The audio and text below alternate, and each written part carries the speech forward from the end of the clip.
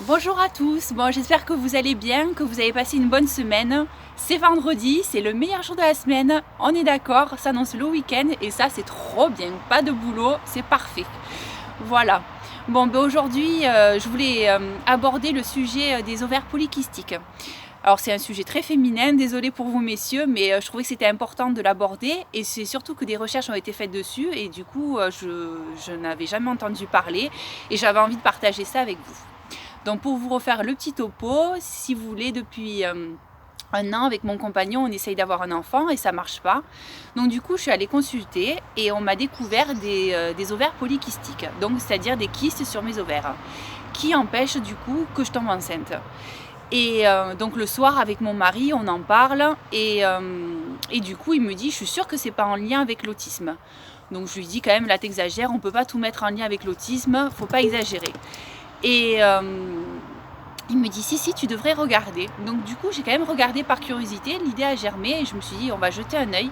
Et effectivement il y a eu des études qui ont été faites à Cambridge où en fait ils font le lien entre les femmes autistes et les ovaires polykystiques.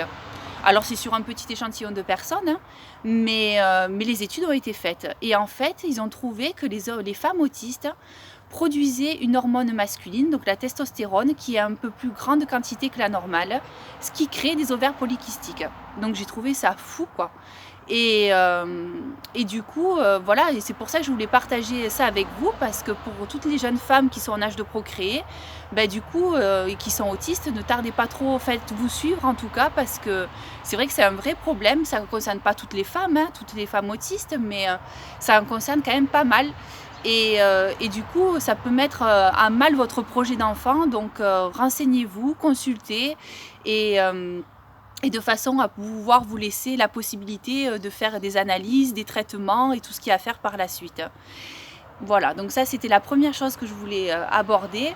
Et après du coup, ça m'a fait réfléchir sur la notion de genre. Parce que je me suis dit, vu qu'on a une hormone, vu qu'on a un peu plus de testostérone, ça expliquerait ce côté qu'on peut avoir un peu garçon manqué. Et pour ma part, j'ai ce côté-là. Et c'est vrai qu'on a des amis qui ont une maison en Ardèche qui est vraiment paumée, il n'y a rien du tout, c'est à la campagne. Et c'est vrai que la majorité des femmes n'aiment pas y aller. Et moi j'adore aller là-bas, parce que déjà c'est la campagne, chacun fait ce qu'il veut, comme il veut. Et ça, je trouve ça génial quoi. Et on fait des activités un peu de garçons, on prend le 4x4, on va faire des tours dans les bois, les garçons font de la moto, c'est génial quoi.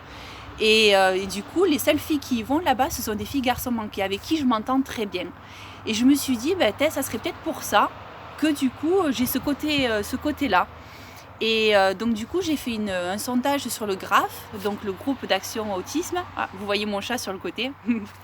Et pour savoir si les filles se sentaient plus masculines. Et effectivement, il en est ressorti que les femmes acceptent leur genre d'être femmes, mais que par contre, elles ont un côté garçon manqué. Voilà. Et du coup, j'ai trouvé toutes ces recherches hyper intéressantes et à développer. Donc aujourd'hui, je voulais vraiment passer ce message-là, de faire attention à vous. Je sais que l'autisme prend vraiment beaucoup de place, mais il faut quand même se surveiller et se laisser la possibilité des possibles après, justement, si vous voulez des enfants, voilà, faites attention. Et puis voilà, toutes les recherches qui avancent, je trouve ça génial quoi.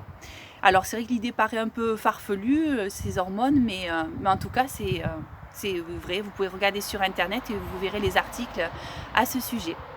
Voilà, en tout cas, je tenais à vous remercier pour vos commentaires, je tenais à vous remercier de vous être abonnés aussi. Ça me fait très plaisir et je suis contente de partager plein de choses avec vous.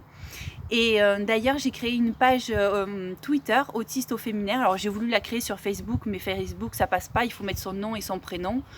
Donc du coup, j'ai pas réussi après à modifier. Donc du coup, j'ai ouvert un compte Twitter. Pour l'instant, il y a rien. Je vais y mettre toutes mes vidéos et je trouvais que pour échanger, ça pouvait être un petit peu plus simple que par les commentaires.